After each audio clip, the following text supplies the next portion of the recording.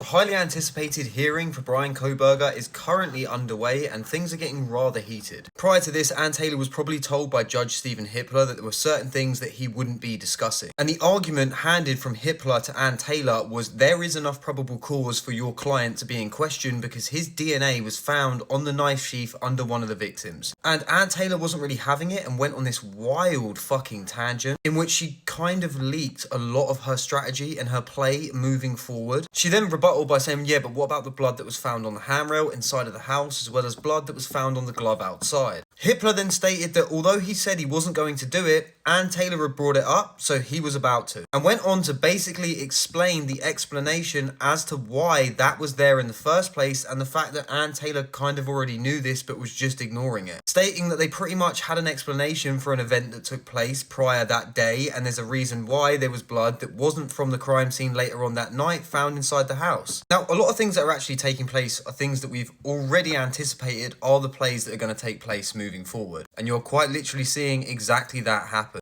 And stated that there was a possibility that maybe somebody else had brought that knife sheath in. But this was rebutted by the fact that there's correlation between the fact that the person that's accused also has the same car that's been spotted on CCTV. Now, Ann Taylor basically claims that the reports for AT&T are just shoddy reports that are a couple of minutes off. But we more or less found out that when it comes to that, it's just Ann's opinion on it being a shoddy report and the experts will give us the explanation later on. I mean, obviously she is going to say that it's a bad report. Her whole job right now is to poke holes in every last bit of the prosecution's theory. She also went on to state that yes, Bryan Kohberger was in Moscow that night, but he was never stationary at any point. And the judge basically just went back to, what the fuck does this have to do with the probable cause? We're not convicting him solely off that. This was probable cause to bring that person in as a suspect for the investigation. Because again, it's his DNA that's on the knife sheath found under one of the victims. And like he stated, that's the uphill battle you've got, Anne. And as it would look like, she's going to claim the knife sheath was planted. And then to top it off, all the investigators on that case, even though there were multiple of them, got so much stuff wrong. Even though all the agencies were actually briefed together and had all the same information as well as all the same theory surrounding what had happened,